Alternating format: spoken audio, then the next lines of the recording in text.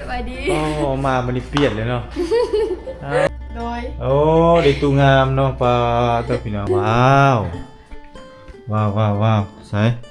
ว้าวโอ้ได้สมหน่วยปลาบักงามเลยพี่น้องเนาะนี่เนาะ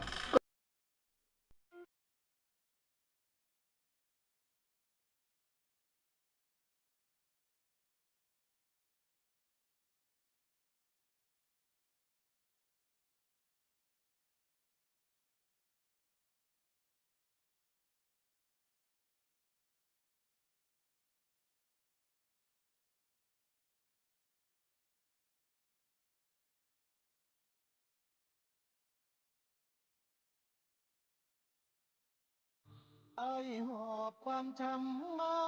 แต่ละนูโอ้ยินไปเปยแท้นางเอกเขานี่วันนี้มาผู้เดียวสบายดีสบายดีโอ้มามันเปลี่ยนเลยเนาะเป็นสาวในเมืองแล้วบ้านนี้เนาะใส่ตังเอาตังมานั่งก่อนเป็นสาวในเมืองแล้วธิดานี่เนาะฮะเอ้าบ่ได้ไปบ่มื้อนี้เจ้าตาบ่ได้ไปโอ้ยตู้เสื้อผ้างามแท้บ้านสวนสบายดีสบายดีโอ้บ่สบายบ่โดยเป็นหยังเป็นไข้โดยเป็นไข้อีกแล้วเนาะเป็นหวัดโอ้วันนี้บ่ตู้ไปซื้อน่ะโดยโอ้ได้ตู้งามเนาะปลากับพี่น้องเนาะสับสีแยงเนาะเว้นบัดนี้เนาะก็สับสีแยงเว้นนั่งแยงนอนแยงธิดาได้หน่วยหนึงบ่โอ้คนละหน่วยเนาะเอามีหยังนี่คือมุ่นแล้วนี่เอาตอนขับไปส่งนั่นทีโอ้เขาเอามาส่งนั่นแม่นบ่นี่โดยเขาบ่ได้ฮักราคาลงบ่มันมุ่นมันนี่สองหน่วยแล้วเนาะหน่วยเท่าไหร่นี่นั่น โอ้หน่วยละ5 2หน่วยพอดีตกอยู่3ล้านส่งมาฟรีเนาะโดยส่งฟรีเลยพี่น้องเนาะนี่ทั่วประเทศเลย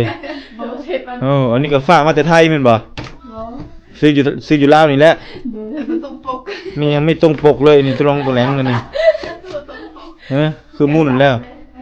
ของเจ้าตาบ่นี่เวนที่ดาไปสั่งของธิดาสร้างโดยบ่ต้องปกสร้างในออนไลน์นี่โดยโอ้ยเจอเขาหลอกขายให้แล้ว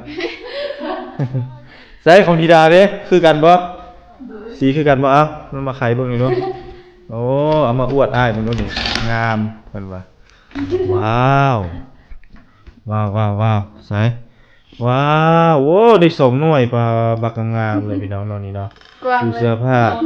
คือบอกคนละสีมักสีเดียวกันนี่บ่โดยมีแต่สีเดียวกันมีแต่สีนี้เอาหานตัวที่อ้ายพาไปเบิ่งเลยซะบ่ได้ไปเบิ่งบ่ได้ไปเบิ่งโดยไกลหานนั้นน่าจะแพงเนาะแพงแม่นบ่แพงกว่าทางนี้แม่นบ่โดยโอ้ขอเบิ่งหน่อยขอเบิ่งห้องมาต้อง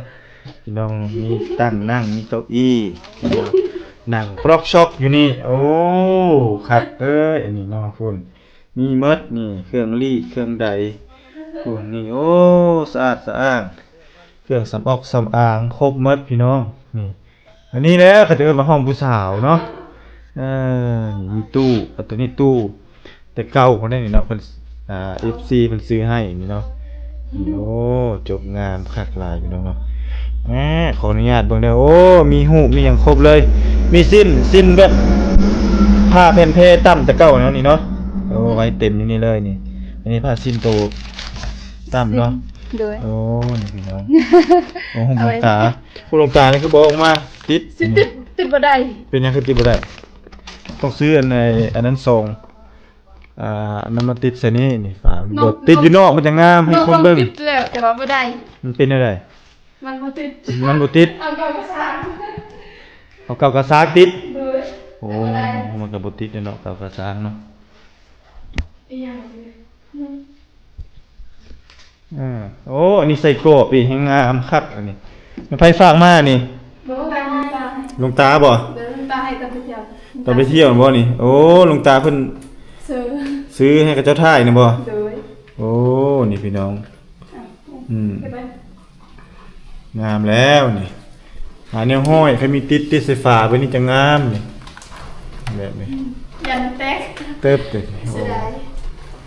งามโลดน้องเพิ่นตั้งอยู่หน้าโทรทัศน์ ตั้งอยู่นี้ ใครจะเบิ่ง อืมครบมันเลยพี่น้อง ตัวสุรินทร์ ตัวอังสุรินทร์ ตอนเราไปเที่ยวนะพอสุรินทร์ไปนอนในพักเพลงเราญาติ เอาญาติเรามาฟังเพลงนี้ ด้วย โอ้ญาติเราพากันนอนฟังเพลงญาติแกะบ่ได้ก็บ่เป็นหยังโอ้บ่อ้ายเทไอสิกาวสองหน้ามาติดให้ติดตึ๊บเส้นนี่เลยก็แล้วงามๆโลดเข้าไปไว้ ลองตัดเลยก็ได้ ฮะ ลองตัดเอาเก่าสากแต่มันตุ๊บตลอด กาวกระซ้างหน้ามันบ่ติดกับสีนี่ สีมันบ่ติดมันต้องได้ซื้อกาวสองหน้าแบบเป็นเพศแหละเฮาติดด้านนี้ แล้วก็ด้านอีกด้านหนึงก็ติดได้เลยตึ๊บเขาเลยมันก็อยู่เลยแบบนั้นแหละสองด้านคือจังซั่นได้ นั่นแหละเก็บมันตู้ มาพี่โอ้พัฒนาขึ้นหลายเลยพี่น้องเอ้ยบัดนี้เนาะ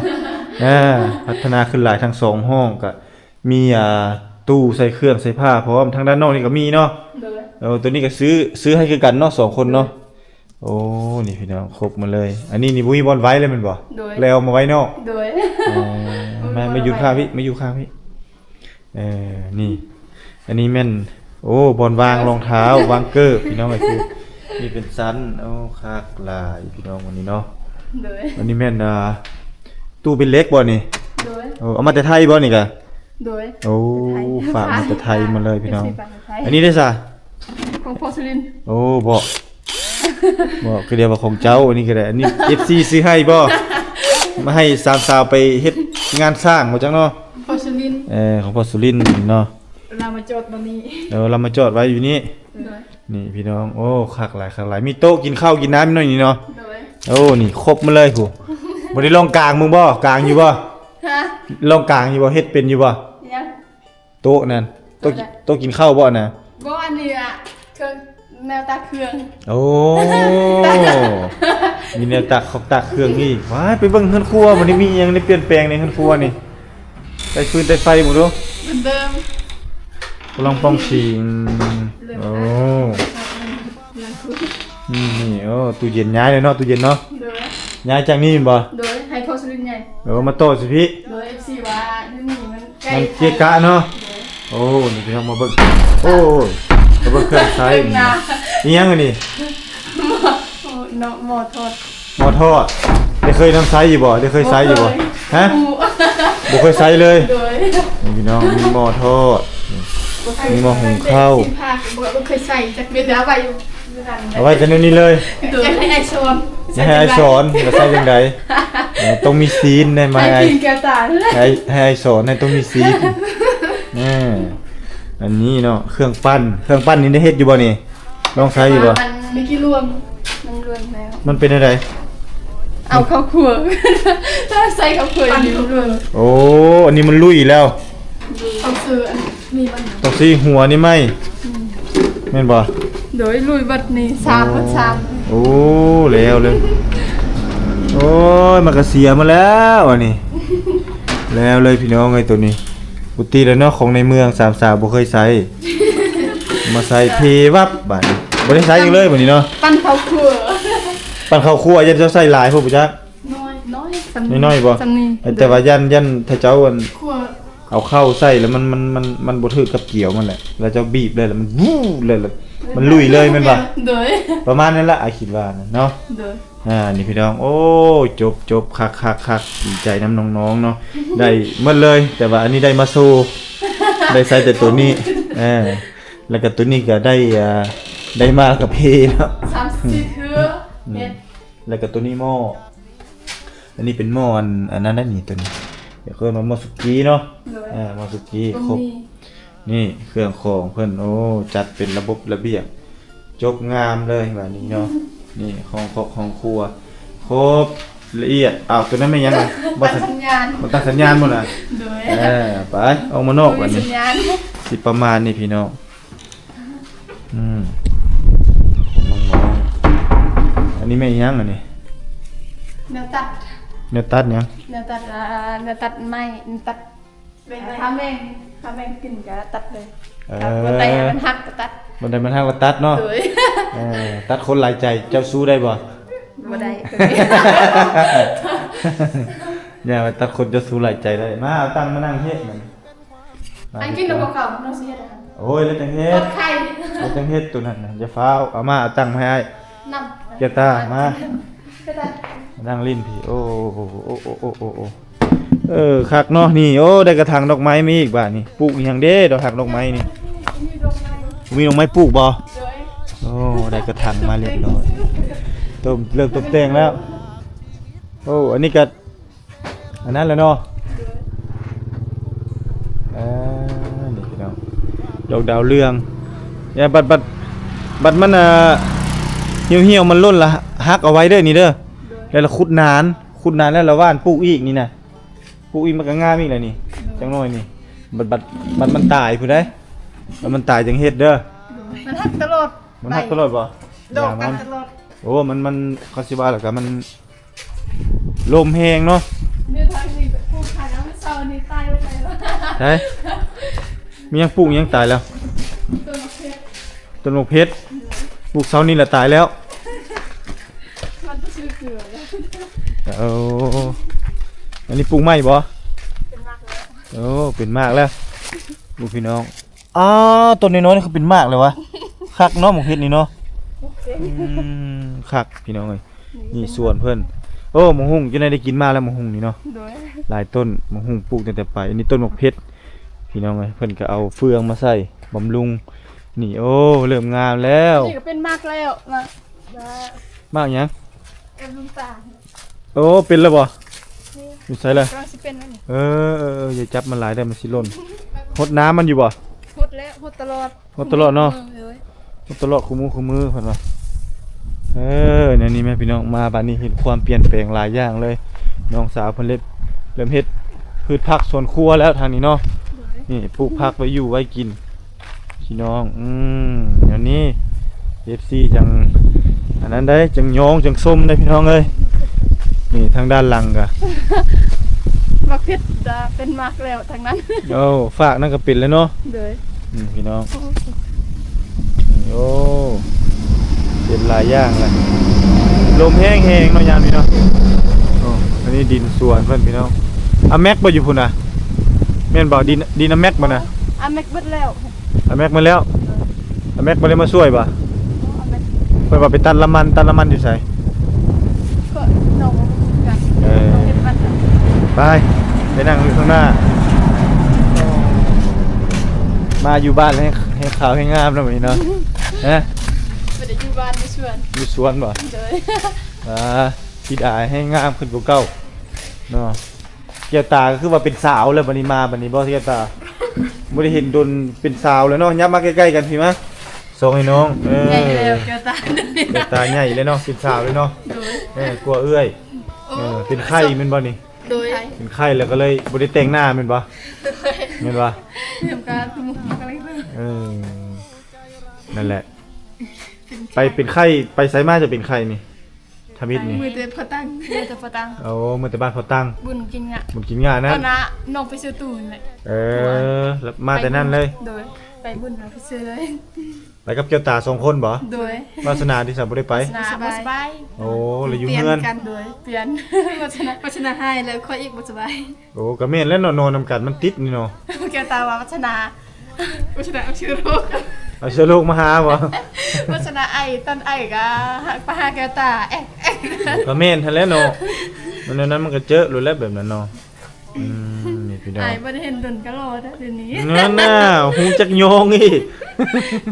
อีหลีแล้วเนาะแก้วตาแม่นโลจอยโลเดี๋ยวนี้ จะจ้อยบ่ โดยจอย ตายแล้วกว่านี้จ้อยลงว่าซั่นเนาะบ่ได้ไปไสอ้ายก็ได้อยู่เฮือนช่วงนี้พอดีงานมีงานสวงเฮือนเมืองนองเนาะเห็นบ่ไอ้ถามคือบ่ได้มาลินเมืองนองบ่ น้องคำเบียก หาเวียกเนาะ โดย พอดีอ้ายก็ค่าไปถ่ายทอดสดไลฟ์สดให้เห็นทางเมืองเพิ่นก็เลยว่าบ่ได้มาทางพี่เนาะแล้วก็งานบุญกินงะสาเหตุที่อ้ายบ่ได้มาก็หลายอย่างเนาะเวียกงานแน่เนาะแล้วก็กระเป๋ากระเวบแน่มาแต่ไทยแหละ กระเป๋าบ่ตึงเนาะก็เลยบ่ได้มาคันมานี่โอ้มันขึ้น10เฮือนก็เสียเป็นล้านพุ่นนี่เนาะแม่นบ่ ก็ให้ผู้ละ10,000 โอ้บ่ได้แล้วเนาะบ่ได้ เขาถ้าอายเลยปิงเมลิงนี่อยากให้1ตัวไกลแต่ว่าอายบ่มาจ้ะให้คนอื่นเลยอำแม่กระทา มันกระทาน้องกระทาจะซื้อไก่2ตัวถ้าไอ้ตุกก็ไอ้ถูกไอ้ว่าบ่ได้มา คิดว่าอ้ายสิมาเนาะ โดยคิดว่าสิกินนะไปลื่นอยู่นี่ ถ้ามิดว่าสิมาอยู่ แต่ว่ามันหลายอย่างคันสิว่าแล้วก็ได้เพราะว่าอยู่ทางพุ่นก็งานหลายมื้อต่อหลายเว้นแล้วโอ้บ่ไหวเมื่อยแฮงเพลียเนาะคันสิมาบุกทางนี้อีกพัดทางเหล้ายาปลาปิ้งหมู่คู่อยู่ทางพี่พัดไอ้น้องมีแต่ผู้ฮักแพงคันมาแล้วต้องได้กิน หักแพงมีแต่กินนั่นแหละ ต้องได้ เป็นห่วงเรื่องเงิน ต้อง เงินน้องซื้อแล้ว น้องใจแล้ว นั่นแหละจังหวะมัน ไก่ ก็ ซื้อแล้ว มันพาบ่คือวันนี้เนาะอ้ายเป็นเคยเด้อ้ายเป็นเคยบัดขึ้นเฮือนพอเฒ่าไม่เฒ่าลุงป้าว่าก็ต้องมีแล้วใส่เนาะ แต่ว่มีแล้วเด้อ เบิดไปเที่ยว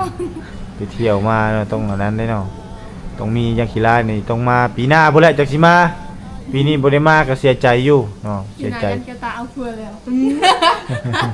ว่าเขาสุดท้ายตัวเอง จะไปสิเอาก้นเลยเนาะ เลยอยู่อันนี้แหละจนเท้าคนอื่นเอากลนนอน เอาแล้วแต่อันนั้นให้เป็นเรื่องอนาคตเนาะ โดย เบานัวหัวม่วนโยกกันซื่อๆพี่น้องเนาะ โดนอาไปได้มาขอโทษนะ โดนแล้วพี่น้องเนาะที่บ่ได้มาตามติดวิถีชีวิตสามสาวบ่ว่าแต่เฮาดอกบ่ว่าแต่อ้ายบ่ว่าแต่น้องดอกเนาะ FC ก็คิดฮอดคิดถึงหลายคิดฮอดแต่เจ้าเนาะปานใดเด้ หลายที่กันคิดฮอดน้อง ปานใดเด้ว่าสิไปหาสามสาวนี่คิดฮอดสามสาวเด้ว่าซั่นคิดฮอดใจสิรูดสิขาดอ้าวมื้อนี้ก็เลยมาซะเนาะมาหาน้องๆซะมื้อนี้แล้วก็มี FC เพิ่นอันฝากอันจับอันนี้เพิ่นจะให้ย้ายอันนี้มาติดใส่กกเสานี่เพิ่นว่าเนาะมาติดใส่กกเสานี่บ่อยากให้ใส่ลักนั้นเพิ่นว่าแต่ว่ามีบ่สร้างติดใส่บ่มี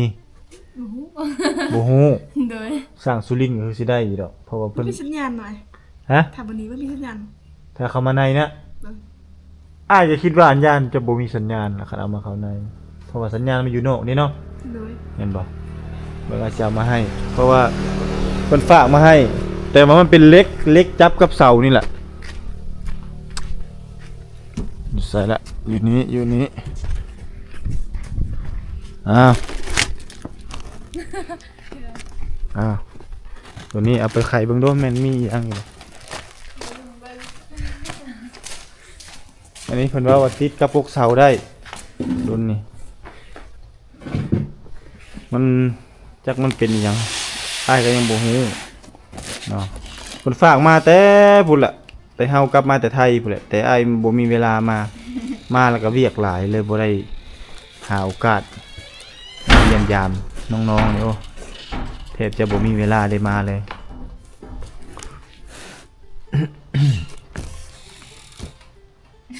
ไปยามแม่อีบ่มานี่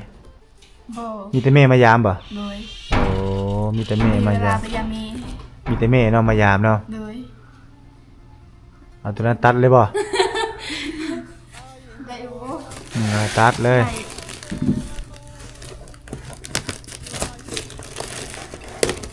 เอ้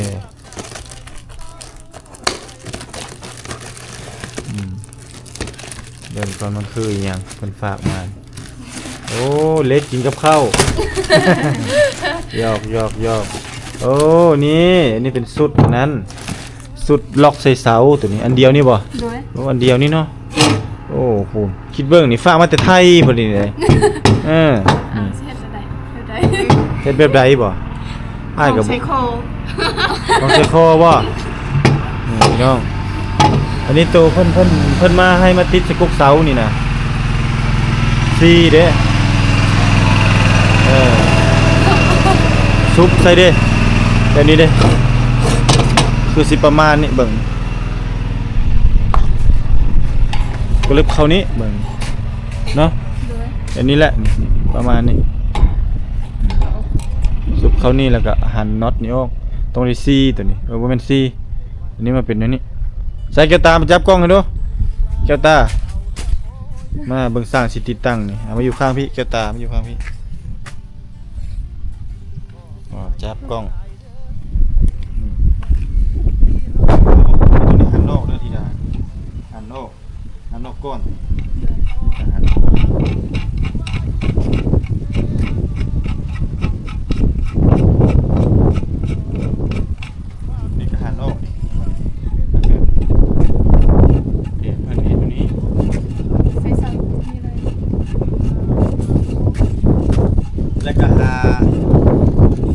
ผ้าก็ได้หาผ้าคาดผ้าหยังมาห้องนี่แล้วก็ซุกนี่แทนมันน่ะซุกเข้าไปนี่แล้วก็หันเข้ามาหันล็อกให้มันอยู่ซื่อนี่นะสมมุติว่าทางนี้เนาะเอาขาตัวนี้มาซุกใส่คือสิแม่นแบบนั้นเนาะคิดว่าแบบนั้นล่ะ บ่แม่นบ่ ลึกเข้านี่แต่ว่ามันหลงได้เสาหลงเนาะหลงกับตัวนี้งัดได้หัดเข้านี่ก็หัดเข้านี่กับเสานี่ได้ให้มันอยู่แต่ว่าเอาผ้ามาห่อกันไว้เสามันลายลึกเข้านี้เนาะเพราะฉะนั้นจานก็มาใส่นี้มันสูงล็อกไว้โอ้คักแล้วมาบัดนี้เข้ามาเต้งให้เรียบร้อยมาป้องกันสนิมตัวนี้เนาะเรียบร้อยขอโมขอบใจ FC เนาะ ใจหลายเด้อที่ให้ครบทุกอย่าง นั่นแหละพี่น้องอย่าไปอันนั้นเด้อตัวนี้เด้อแล้วสิหาสร้างมาติดตั้ง โดย ตัวนี้เพราะว่าต้องได้ติด ว่า ตั้ง ใครเอาให้กินเคลม โอ้ขอคนฝากมาให้แต่ไทยบ่เป็นธรรมดาเด้นี่เพิ่นสิฮอด ธรรมดาเด้อยกไอ้เบอร์ชีเอากิน เห็นเวียดมาแล้วไปอันคากินกะแลมบ่ โดย ได้จักก้อน2ก้อนก็เอาบ่ เวลากินเคลมมาเอาอะ เอานี่บ่มาเฮ็ด ว่า อัน เสียดายของ โอ้เพิ่นเฮ็ด งาม ไปซื้อนี่จะแพงเติบแล้วนี่เลยคันไปซื้ออยู่ในเมืองในแบบเพิ่นเฮ็ดระบบติดตั้ง โน นี่ ก็ จัง บ่ ซี่ ฮู้เลยสิชื่อแบบใด อันนี้เพิ่นเฮ็ดให้เรียบร้อยแล้วสบายเลย FC เพิ่นตั้งใจมอบส่งมาให้ง่ายๆซะผู้ใส่กล่องก็ได้มาเลยเนาะมาจากประเทศไทยบ่ธรรมดาเด้อันนี้ก็เนาะอันนี้เขาเอิ้นว่าน้ำใจเห็นบอกความดีความชอบของน้องๆเฮ็ดให้น้องๆนี่มีคนฮักคนแพงหลายเนาะมีคนซื้อเครื่องซื้อของให้ครบเลยเนาะ โดย นั่นแหละพี่น้องเนาะ น้องบุญแพง บุญหลายสายยาวแฮงล่ะเจ้าเนี่ยบ่มีไผโชคดีคือจุเจ้าแล้วเนาะเพราะว่าจุเจ้านี่มีครบทุกอย่างทุกมือนี่ถือว่าโอเคสุดๆแล้วพี่น้องเนาะ โดย เอามีหยังอยากบอกเพิ่นบ่เพิ่นฝากอันล็อกอันจานดาวเทียมมาให้นี่เอาขอบคุณเพิ่นแน่